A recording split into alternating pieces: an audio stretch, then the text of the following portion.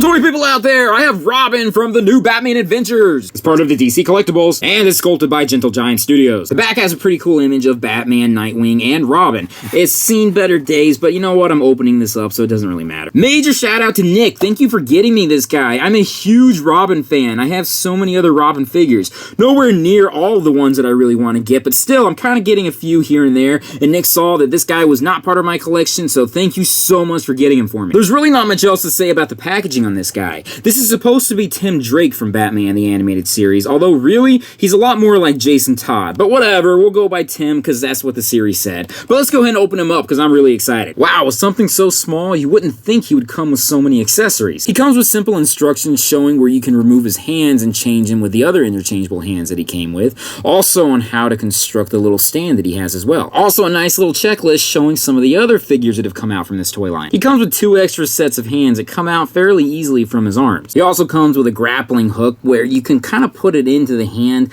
of some of the ones that have more of an open grip to them. It does hold fairly steadily too. But then again, he also has a hand that already has the grappling hook in it. But you gotta be careful though, because the grappling hook does come out if you pull it like this. He also comes with a pair of bondage back cuffs. It's an actual chain too. And oh my god, he's got one of the tiniest batarangs I think I've ever seen. A couple of different hands are capable of holding the batarang, but I'm totally gonna lose this. It's so tiny. I know I'm gonna lose it somewhere down the line. But let's look at Robin himself. I really feel as though they nailed this. I mean, he really does look like the animated counterpart. I really like his cool punkish Robin hair that he has. He had his own stylized Robin art, different from the Tim Drake from the comic books, and also different from Dick Grayson's. The costume of this version looks very similar to Tim Drake's 1 year later costume that he adopted shortly after the death of Superboy, which I was a huge fan of that costume. His cape is very short, just like in the cartoon. It was something that I felt was kind of off about his character. I felt like his cape should have gone down somewhere to his ankles. But whatever, that's how they drew it, and this is how the toy came out as well. Something else kind of subtle that some people didn't really pick up on too much is that Tim Drake in the cartoon also had big ears, which I have huge ears, so it's something I related to a lot. Another thing some people didn't catch on to too much is that his legs were very small. They're very thin in comparison to the rest of his body. It's almost like he's got chicken legs. He wasn't the only one drawn that way, that was just the animation style, but still, I always found it kind of funny. He has a lot of articulation. This entire toy line, they did a really excellent job of putting in nice sculpt and still putting in movement for the characters so that you can put them and pose them in different ways. Let's go ahead and show that articulation. First, he can move his head, his upper arm, his elbow, his wrist, his waist, his upper leg, his knee, his mid-shin, and his ankle. And as you can see, he can hold the batarang fairly easily as well. It doesn't come out so simple, so it does have some security, but I know I'm going to end up losing it at some point. To remove his hand, it's very simple. You just simply pull it out. It comes out very easily.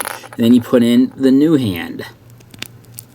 Bam, bada bang. It's not impossible, but it is kind of tough to keep him standing up on his own. They luckily did give you this stand to use, which I am definitely going to be doing. The only other figure that I have from this toy line is the other Robin, which was Dick Grayson. I thought he came out pretty cool too. Seeing the two compared next to each other, you can definitely tell this Robin has a much bigger head, and it's a different type of design as opposed to this one. Here's a quick side-by-side version so you can see what they look like. Finally, here's Timmy next to a couple of the other Robins that I have. I may have a slight addiction being that Robin is such a cool character in my head. I like Tim Drake more than anyone else, but the other people that have held the mantle, I think they're pretty cool too. If you're interested in getting this guy, he is a DC collectible. He was available some time ago. He's not too difficult to get online. Mostly you'd probably be able to get him on Amazon or eBay. You don't have to pay too inflated prices yet, but I'm sure he will go up in value later on.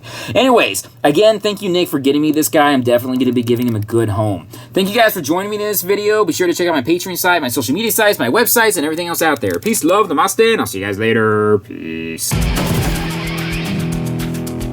Other than a couple cameos here and there, we never really got a full-on episode that had Robin, Nightwing, and Batgirl in Justice League Unlimited. It would have been very cool to have them show up for an episode, especially with all of the other characters in the DC Universe making their appearances.